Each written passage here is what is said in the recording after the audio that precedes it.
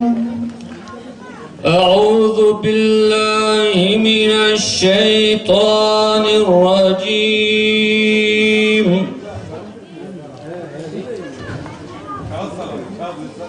بسم الله الرحمن الرحيم.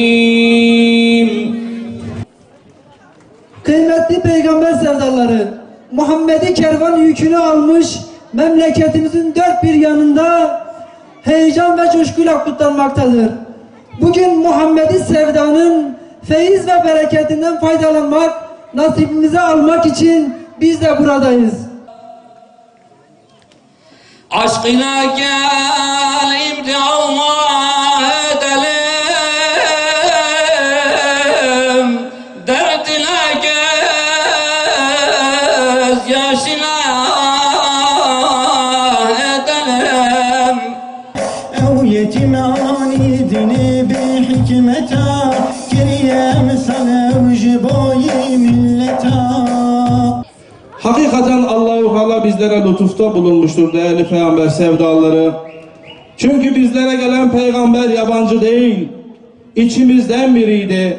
Bizim gibi bir beşerdi ve geldiği çağ karanlık, geldiği çağ zulüm dolu, adaletten yoksun bir toplum, cahiliyenin en koyu şekilde yaşandığı bir toplum, en ufak bir şeyden kan davalarının yıllarca sürdüğü, savaşların yıllarca sürdüğü bir toplum. İnsanın değeri yok, kadının değeri yok, kadın mal gibi alınıp satılıyor. Öylesi bir zaman.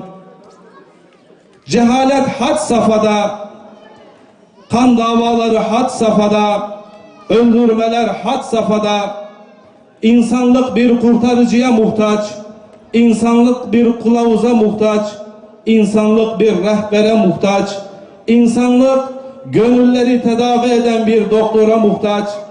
İşte böylesi bir zamanda Allah-u Teala o cahiliye toplumunun içerisinden onların tanıdığı, onların bildiği, onların Muhammedül Emin diye tanıdığı ahir zaman peygamberini bir lütuf olarak, bir ikram olarak, bir kurtuluş önderi olarak onların arasından çıkardı.